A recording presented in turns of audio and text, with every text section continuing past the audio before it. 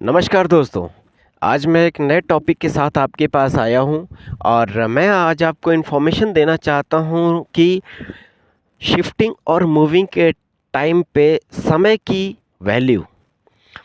दोस्तों, ये video packers भाइयों के लिए भी है और हमारे मूविंग क्लाइंट्स के लिए भी है। अगर हम शिफ्टिंग करते हैं तो उस टाइम पे हमें समय का विशेष ध्यान रखना चाहिए कि हमारा जो समय है उस समय के अकॉर्डिंग हमारे जो काम है वो चल रहे हैं कि नहीं चल रहे हैं, हमारी मूवमेंट चल रही है कि नहीं चल रही है, हमारे स्टाफ टाइम से ऑफिस से जा रहे हैं कि नहीं जा रहे हैं शिफ्टिंग के लिए। तो इसमें बहुत सारे फैक्टर हैं, तो आइए हम आज आपको एक एक फैक्टर के बारे में बताना शुरू करते हैं कि क्या क्या वो फैक्टर हैं जो समय को प्रभावित करते हैं काम मूवमेंट के लिए। दोस्तों, पहला जो फैक्टर होता है हमारे ऑफिस से, हमारे डोर्स से निकल के आपके डोर तक पहुंचने का टाइम। वो टाइम दोस्तों ऐसा होता है कि उस टाइम में मॉर्निंग का टाइम होता है। शिफ्टिंग के लिए हम जाते हैं, वहाँ पे बहुत सारी गाड़ियाँ होती हैं, जो ट्रैफिक लगते हैं, तो उस टाइम में हमें एक बफर टाइम लेके चलना चाहिए। कस्टमर के साथ जो हमें कमिटमेंट करना है वो भी एक एक वैलिड कमिटमेंट करना चाहिए, जिससे कि हम अपने बातों से फेल ना हो, हम अपने बातों से कट ना जाएं कहीं। क्योंकि जो हमारी इंडस्ट्री है सर्विस इंडस्ट्री, उस इंडस्ट्री में बातों और वर्ड्स की बहुत वैल्यू होती है। अगर उन्हीं वैल्यूज़ को हम पकड़ के चले दोस्तों, तो हमें कहीं पे भी सफ़र नहीं करना पड़ेगा, चाहे कोई भी हो।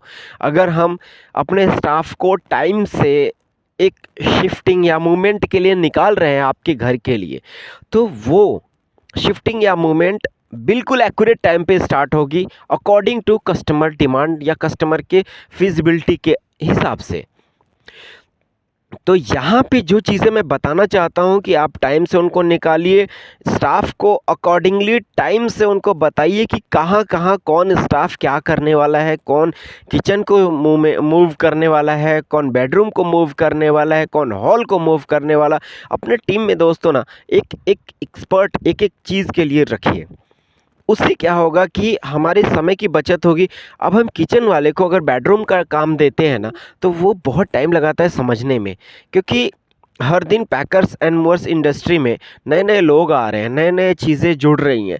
तो कहीं ना कहीं अगर आपको स्पेशल बनना है, स्पेशल रहना है और स्पेशल काम करना है, कस्टमर को टाइम से सामान की डिलीवरी करनी है, कस्टमर को टाइम से उसकी शिफ्टिंग करानी है, कस्टमर को कि टाइम की वैल्यू करो, तो समझ में आती है कि चलो अच्छा है।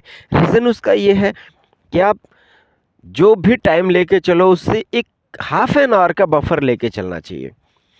अपने क्लाइंट्स को भी बताइए, क्लाइंट्स आप भी समझिए उन चीज़ों को कि आधे घंटे का बफर होता है। 5 मिनट 10 मिनट ठीक है वो होती है, लेकिन कभी गाड़ियां हैं सड़क पे चलती हैं, लेट होती है, जल्दी होती है, लेकिन उसको हमें मैनेज करने की कोशिश करनी चाहिए। पूरी पूरी तरह तो वो कंट्रोल में नहीं होती अपने, लेकिन ये है कि हम उसको बहुत हद तक कंट्रोल कर सकते हैं दोस्तों।